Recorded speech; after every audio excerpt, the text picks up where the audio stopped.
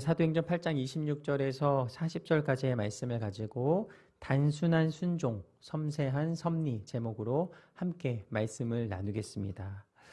우리가 하나님의 말씀을 단순하게 순종할 때 하나님은 섬세한 섭리를 우리의 삶 가운데 보여주십니다. 순종의 뜻은 무엇인가? 다른 사람, 특히 윗사람의 말이나 의견에 순순히 따르는 것을 말합니다. 히브리어로는 샤마입니다. 이 동사의 기본 의미는 듣다입니다. 우리가 순수히 따르도록 인도하시는 분이 계신데요. 그분이 누구이십니까? 그분이 바로 성령님이십니다. 성도가 성령님과 동행할 때 내가 반드시 순종하며 행할 일들에 대해서 가르쳐 주시고 깨닫게 하시며 반드시 그 일에 대하여 순종하게 하십니다. 성령님께서 말씀을 통해 또 상황을 통해서 행할 일을 마음에 주시면 여러분 경험해 보신 적 있습니까? 잠이 오지 않습니다. 성령께서 그 일을 계속해서 하라고 말씀하실 때 그 일이 행할 때까지 계속해서 마음 가운데 부담감을 주십니다. 그리고 결국 순종하며 그 일을 행하게 하십니다. 성령님께 순종하며 행할 때 하나님께서는 하나님의 섭리를 알게 하시고 또 다른 뜻을 보이시면서 순종하며 살아가는 인생으로 그렇게 살아가게 하십니다.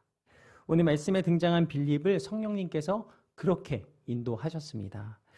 예수님께서 부활 승천하시며 예루살렘과 온 유대와 사마리아와 땅끝까지 이르러 예수님의 증인이 되라라고 말씀하십니다. 빌립은 사마리아로 향하였고 그들에게 복음을 전했습니다. 당시 유대인은 이방인과 피가 섞인 이 사마리아인을 증오했습니다. 사마리아인들도 유대인을 증오합니다. 서로가 증오하였습니다. 이런 상황에서 유대인이 사마리아인을 찾아가 그리스도를 전하는 것, 이것은 같은 유대인에게도 비난과 핍박을 받을 일이었습니다. 그러나 헬라파 유대인이었던 빌립은 비난과 핍박을 받을 이 모든 상황들을 개의치 않았고 이 사마리아인에게 찾아가 복음을 전했습니다. 사마리아 사람들은 빌립이 전한 복음을 받아들였고 그 복음을 믿게 됩니다. 그들은 예수님을 구주로 영접하며 세례를 받습니다.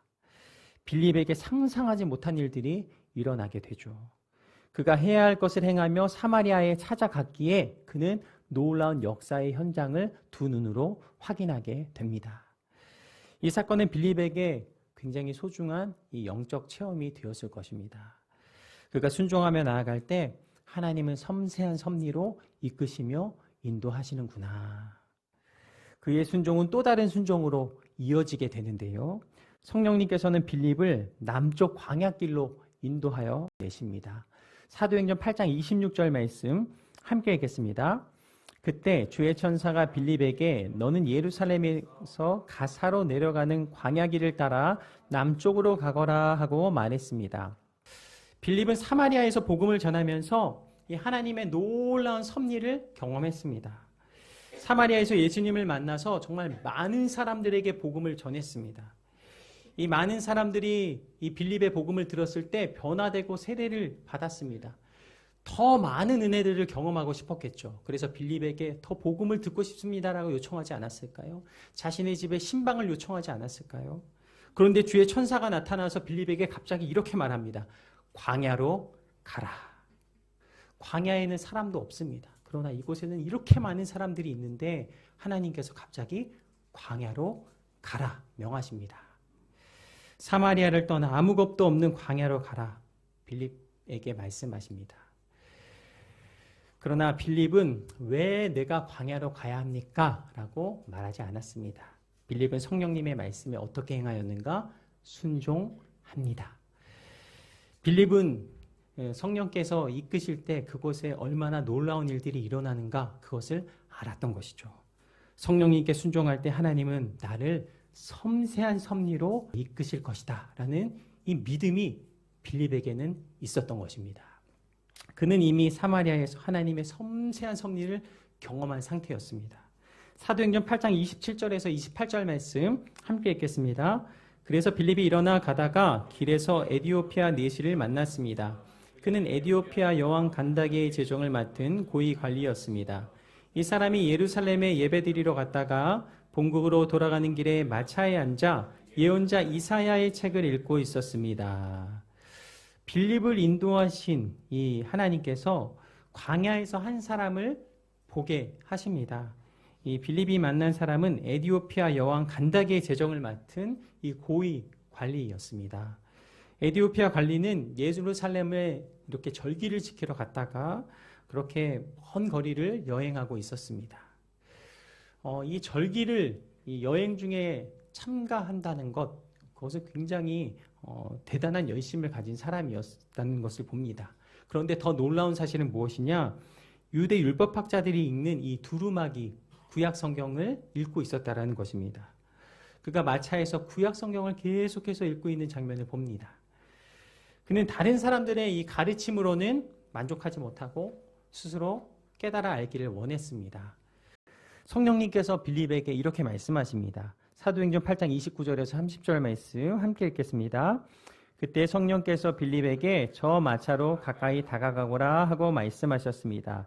빌립이 마차로 달려가서 그 사람이 예언자 이사야의 글을 읽는 것을 듣고 그에게 지금 읽고 있는 것을 이해하십니까? 라고 물었습니다. 성령께서 말씀하십니다. 저 마차로 가까이 다가가거라. 성령님께서 빌립에게 말씀하실 때 이 빌립은 어떻게 나아갔는가? 이렇게 기록합니다. 빌립이 마차로 달려갔다.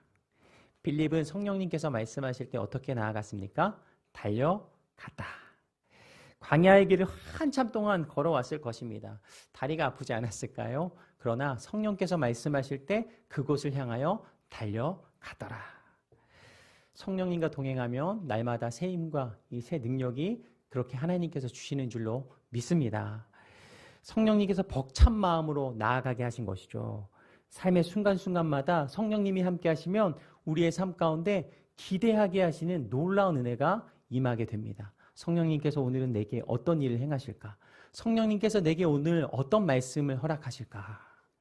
빌립은 성령님의 말씀에 순종하면서 마차로 달려갔습니다. 빌립이 가까이 다가가자 성령님께서 오늘 이 사람을 내게 만나게 하시는구나 라는 것을 깨닫는 시간들을 보게 하십니다. 빌립이 조심스럽게 바라보며 질문하죠. 지금 읽고 있는 것을 이해하십니까? 그러자 이렇게 대답합니다. 사도행전 8장 31절 말씀 함께 읽겠습니다. 그러자 그는 설명해 주는 사람이 없는데 내가 어떻게 알겠소? 라고 대답하면서 빌립에게 마차에 올라와 자기 곁에 앉으라고 부탁했습니다. 빌립이 가서 보니까 이사야서의 말씀을 읽고 있는 겁니다. 빌립은 성령께서 자신을 이곳에 보내신 이유를 명확하게 깨닫죠. 하나님께서 나를 이곳에 보내신 것은 그에게 복음을 전하라고 하시는 것이구나. 빌립은 이렇게 묻습니다. 지금 읽고 있는 것을 이해하십니까? 그 사람의 모든 상황과 그 환경에 적합한 질문을 하고 있는 것입니다. 그가 이렇게 말합니다. 설명해 주는 사람이 없는데 내가 어떻게 알겠소? 그리고 그는 이렇게 반응합니다. 마차에 앉아 옆에 앉으시오라고 말합니다. 에디오피아 관리는 빌립을 자기 옆에 가장 좋은 자리에 앉힙니다. 이 에디오피아 관리는 궁금한 부분에 대해서 이렇게 질문하죠. 사도행전 8장 32절에서 33절 말씀 함께 읽겠습니다. 그가 읽고 있던 성경 구절은 바로 이것이었습니다. 그는 도살장으로 향하는 양처럼 끌려갔고 털 깎는 사람 앞에서 잠잠한 어린 양처럼 그의 입을 열지 않았다. 그는 굴욕을 당하며 공정한 재판도 받지 못해 이 땅에서 그의 생명을 빼앗겼으니 누가 이 세대의 악함을 말로 표현할 수 있겠는가? 이 에디오피아의 이 고위 관리는 한 나라의 재정을 담당했던 엘리트였습니다. 그는 많은 지식을 소유했던 사람이었습니다. 그런 그가 지식이나 언어의 능력이 부족해서 이 성경을 읽으며 깨닫지 못한 것이 아닙니다. 그에게 아직 성경을 보는 눈이 열리지 않았던 것입니다. 성령님께서 이 깨닫게 하실 때 이 말씀이 주시는 그 모든 의미들을 명확하게 깨닫게 하십니다. 성령님께서 가르쳐 주지 않으시면 우리도 성경을 읽을 때 이 말씀이 어떤 의미인지 우리 마음까지 다가오지 못합니다. 이 에디오피아 관리는 빌립을 만나서 성령께서 주시는 그 음성을 듣게 됩니다. 그가 읽던 말씀은 이사야서 53장 7절에서 8절 말씀인데요. 같이 한번 읽겠습니다. 그는 학대를 받고 괴롭힘을 당했지만 입을 열지 않았다. 마치 도살장으로 끌려가는 어린 양처럼, 마치 털을 깎이는 잠잠한 어미 양처럼 그는 입을 열지 않았다. 그는 강제로 끌려가 재판을 받고 처형을 받았지만 땅에서 그의 생명이 끊어지는 것을 보고서 그가 당하는 것은 내 백성의 죄악 때문이라고 중얼거리기라도 한 사람이 우리 세대 가운데 누가 있느냐. 에티오피아 관리의 관심은 이것이었습니다. 이 이사야서에서 나오는 그가 누구냐라는 것입니다. 그는 누구를 가리키는 것입니까? 라고 질문합니다. 본문에서는 이렇게 질문하죠. 그 내시가 빌립에게 이 말은 누구를 두고 한 말입니까? 예언자 자신을 두고 한 말입니까? 아니면 다른 사람을 두고 한 말입니까? 라고 물었습니다. 이 빌립에게 폭풍 질문이 쏟아지고 있습니다. 빌립은 그의 입술을 열어서 이렇게 고백합니다. 35절 말씀 함께 읽겠습니다.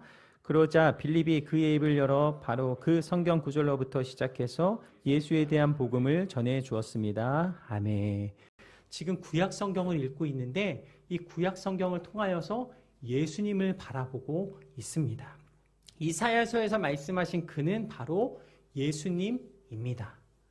이 빌립은 구약의 이사야서를 통해 예수님을 명확하게 전합니다. 어린 양처럼 도살자들에게 끌려가 죽임당하신 그분은 바로 예수님이십니다. 예수님은 학대를 받고 괴롭힘을 당했지만 입을 열지 않으셨습니다. 마치 도살장으로 끌려가는 어린 양처럼, 마치 털을 깎이는 잠잠한 어미 양처럼 예수님은 입을 열지 않으셨습니다. 예수님은 나의 모든 죄를 감당하시며 강제로 끌려가 재판을 받고 처형을 받으셨습니다. 예수님은 당신과 나를 위해 십자가에 죽으셨으며 부활하사 우리에게 새 생명을 주셨습니다. 여러분, 이것이 복음입니다.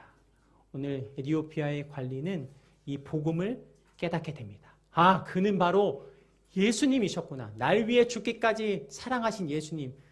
날 위해 죽으시며 십자가에서 모든 죄를 감당하사 새 생명을 주신 예수님. 아, 그가 바로 예수님이구나. 그가 오랜 시간 고민하며 그 마음 가운데 계속해서 풀리지 않았던 그 열쇠가 다시 한번 풀리게 됩니다.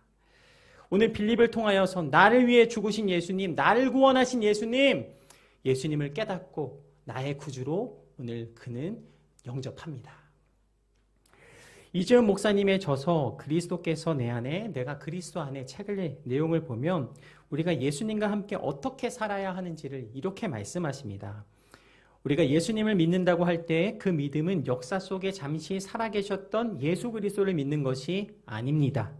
십자가에서 죽으신 예수님, 그리고 예수님의 부활하심만을 믿는 것도 아닙니다. 우리는 부활하신 예수님께서 지금도 살아계셔서 우리 안에 임재하고 계시다는 것을 믿는 것입니다. 따라서 우리는 자신이 그리스도의 임재하심을 체험하는 믿음 안에 있는지를 계속 살피며 시험해 봐야 합니다. 예수님은 죽은 분이 아니라 살아계신 분입니다. 예수님은 내 안에 살아계신 하나님이십니다. 아멘. 이 빌립이 전한 복음을 듣고 이 에티오피아의 관리는 내 안에 살아계시며 함께 하시는 예수님을 깨닫습니다. 그의 답답했던 마음이 열어지는 것을 느낍니다. 복음을 들은 에티오피아 관리는요, 빌립에게 세례를 받기를 요청합니다. 세례는 무엇인가? 세례는 예수님을 나의 구주로 고백한 사람이 물속에 잠기는 것을 말합니다.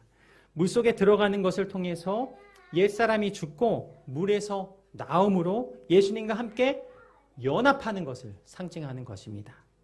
사도행전 8장 36절에서 38절 말씀 우리가 함께 읽겠습니다. 그들이 길을 따라 내려가다가 물 있는 곳에 이르게 되자 내시가 말했습니다. 보시오, 여기 물이 있소. 내가 세례를 받지 못할 이유가 어디 있겠소? 그리고 내시는 마차를 멈추라고 명령했습니다.